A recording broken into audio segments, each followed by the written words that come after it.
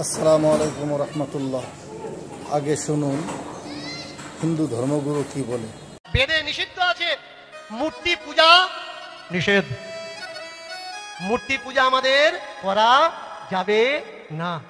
ঈশ্বরের কোনো মূর্তি নেই, ঈশ্বর নিরাকার, ঈশ্বর শব্দকার, ঈশ্বর ভূতাকার, ঈশ্বর প্রকৃতিস্থ রূপ। ঈশ্বরের কোনো মূর্তি প্রতিমা নেই। তাহলে আমরা যারা আজকের মূর্তি পূজা করছি, করা উচিত কি করা উচিত নয়? ভাই প্রশ্ন করেছেন যে মূর্তি পূজা সম্পর্কে সঠিক ধারণা চাই।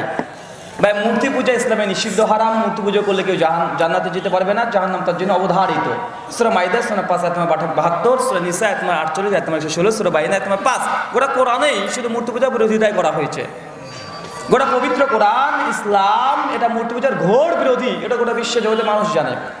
এখন মূর্তি পুজো যারা করে তাদের ব্যাপারটা কি? মূর্তি পুজো আমাদের জানা মতে বৃহত্তর ধর্মদের দুটো ধর্ম করে, এক খ্রিস্টান ধর্ম আর দুই হিন্দু ধর্ম।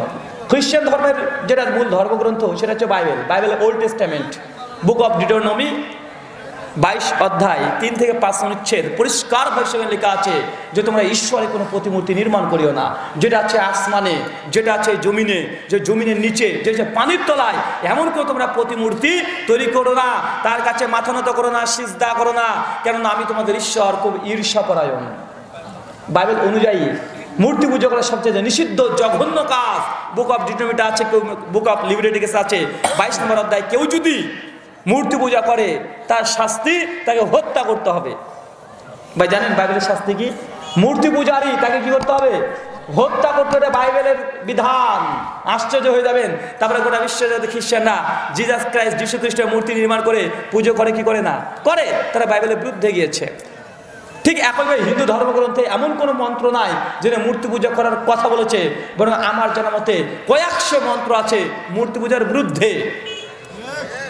তবে 1 নম্বর মতো শ্রীমদ্ ভগবদ গীতা অধ্যায় নম্বর 7 শ্লোক নম্বর 20 পরিষ্কার ভাবে বলছে,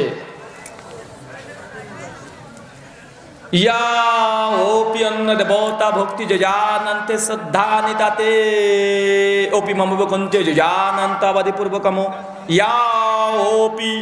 হে অর্জুন, যারা সৃষ্টিকারের স্রষ্টাকে বাদ দিয়ে অন্য দেবতার পুজো করে, তে অপি মমবকন্তে জানন্তাবাদি পূর্বকম, ঈশ্বর তাদের কখনোই এই আরাধনা গুণকীর্তন গ্রহণ করবেন না।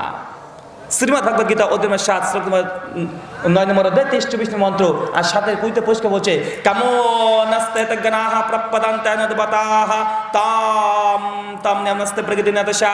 যারা বিচার বুদ্ধি কে দিচ্ছে জাগতিক আকাঙ্ক্ষা, এইসব ব্যক্তিরা ঈশ্বরের মূর্তি নির্মাণ করে তারা মূর্তি পূজা করে, আর এরাই নরকে যাবে।